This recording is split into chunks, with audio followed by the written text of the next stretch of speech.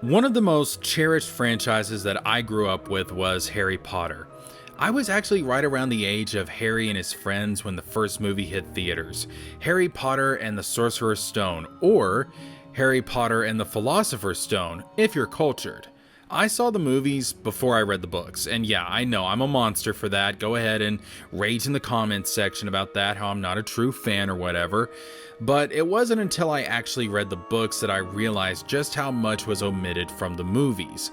Now, I'm not blaming the filmmakers for this. We have to keep in mind that the Harry Potter movies are adaptations, not one-to-one, page-to-screen translations. If they did that, these movies would be 10 hours long per film. Obviously, some things have to get cut or cut down to keep the movies within a reasonable length of time. But at the same time, that has always been one of the weaknesses of movies. You only have so much time to work with, at most 3 hours or so. So while I obviously love the Harry Potter film franchise, I can definitely see where book fans are coming from when they say the books are still the superior way to take in the story. And that's where the topic of today's video comes in. David Zaslav, the new head of Warner Brothers, is, according to rumors, reportedly getting ready to greenlight a new Harry Potter series for HBO Max that would act as a remake for the franchise. This series would again be based on the 7 Harry Potter books and would see all the characters from Harry to Hermione to Ron to Dumbledore, Voldemort, Snape, and everybody else played by new actors and actresses. And this idea of making Harry Potter a streaming series could actually be a fantastic move for fans of the wizarding world. A lot of stuff from the books never made it into the films, such as Professor McGonagall giving the verbal beatdown on Umbridge, and I am still upset that we will never see Maggie Smith portray this scene from the books. I mean, who didn't want to see McGonagall whoop Dolores' pink furry-loving ass in a witch duel in Order of the Phoenix? We could get a more accurate portrayal of Voldemort with the red eyes that he is described to have in the books. A lot of stuff was cut from the Goblet of Fire movie. Hey, did you guys know that at one point they considered splitting Goblet of Fire into 2 movies like they did with the Deathly Hallows? Would it have been better? Would it have been worse? We'll never know. Speaking of the Deathly Hallows, there was much more to the goodbye between Harry and the Dursleys in the books that was cut from the movie, although some of it was salvaged in a deleted scene. These scenes in particular would have actually humanized Dudley and Petunia a bit more.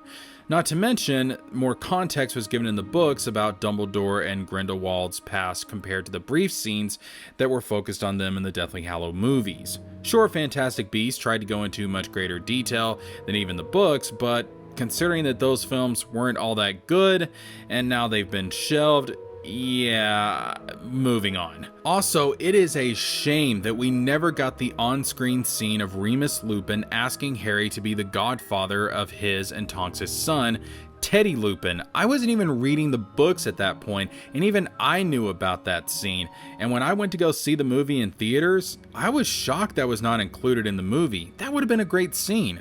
There was also a scene of Draco throwing a wand to Harry right before the final battle with Voldemort, which would have publicly displayed his betrayal of the Dark Lord, which is 10 times better than the Malfoys just running away like little bitches in the movie. And then there's Peeves. If you have never read the books, you would be forgiven for not knowing who this character is, but he's actually a reoccurring character throughout all of the books. Peeves is a mischievous poltergeist being a spirit of chaos. Not really quite a ghost, but a completely different type of spirit who pulls all sorts of pranks and stuff throughout the Hogwarts castle and really does not like Umbridge. Then again, most people don't like Umbridge. But yeah, for a character that is so prominent in the books, he's completely left out of the movies, not even mentioned once. Hashtag justice for Peeves. And this is why a Harry Potter HBO Max series could be incredible. Unlike with the movies, you can have multiple episode seasons to flesh out all of the books and create a much more accurate on-screen retelling of the story from the books. You wouldn't be bound by the time constraints of a theatrical film. Look, I will always love the Harry Potter movies. There will never be a time when I don't. Every Halloween, every Christmas, every Thanksgiving, you'll find those films on my TV at some point during the holiday season. I guarantee it. But objectively speaking, as someone who values accuracy, there is a chance here a Harry Potter HBO series could be better than the movies. The key words there being could be. In the current day of modern Hollywood, where wokeness and identity politics and virtue signaling reigns supreme over everything else, a Harry Potter reboot could go very, very wrong very, very fast. We already saw something like this with Dumbledore and how apparently he's gay even though it was never mentioned in the books and only made into a thing after the books came out.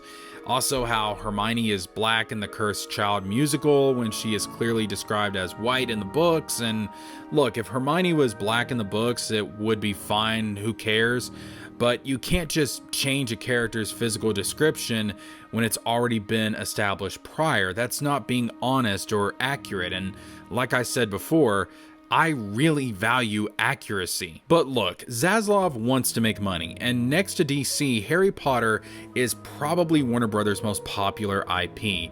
So here's hoping that if they do a Harry Potter reboot as an HBO series, it will actually be the book-accurate adaptation that fans have been wanting for a very, very long time. And if it is, it could be amazing. That being said, what do you think? Are you excited for a streaming series reboot of Harry Potter?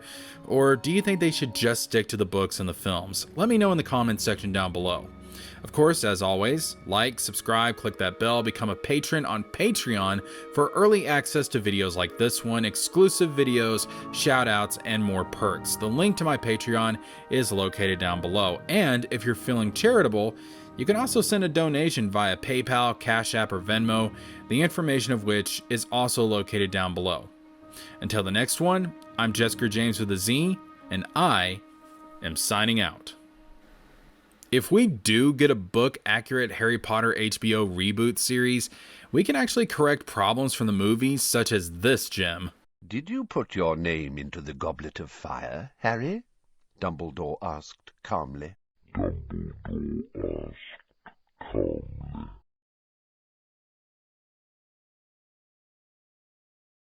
Harry! I protest! Harry, did you put your name in the goblet of fire? No, sir. You asked one of the older students to do it for you? No, sir. You're absolutely sure? Yes, sir.